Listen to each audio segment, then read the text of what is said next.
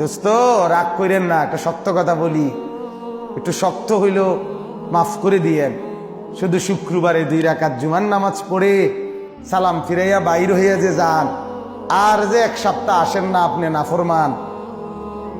এই 1 সপ্তাহের তো খবর নাই। ওই শুক্রবারের 2 রাকাতেরই কি দশা, এটা কি বুঝনি আমরা? আপনি শুক্রবারের 2 রাকাত তো কিচ্ছু হয়েছে না গড়ার দিক, কারণ এই 2 রাকাত গ্রহণ হইলেও তো আসরের নামাজ পড়তে মন চাইতো। তাহলে আপনার নামাজের দশা কি?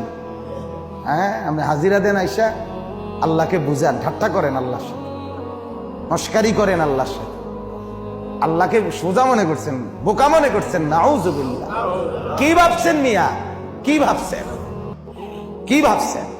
একটা বিল্ডিং এর ঘরে থাকেন, কয়টা টাকা রোজগার করেন, আর এই ফাঙ্গাস তেলাফিয়া ফার্মের মুরকার কক মুরকা দিয়ে ভাত খান, ধন্যপাতা কাঁচামরিচ টমাটো আলুর ভর্তা, এটা দিয়ে নিজেকে খুব বুদ্ধিমান মনে করছেন না? খুব সুখের জিন্দেগি মনে করছেন। বোকার মধ্যে আছেন, বোকার মধ্যে। নাফরমান বোকা থাকে, নাফরমান বেকুব থাকে, নাফরমান অজ্ঞ থাকে, নাফরমান মূর্খ থাকে। মূর্খ হয় সে। কোন পাপী শিক্ষিত না, পাপী মূর্খ। পাপী নিজেকেই চিনে না, সে মূর্খ না তো কি? নিজের পায়ে নিজে কুড়াল মারে যে, সে শিক্ষিত হয় কিভাবে?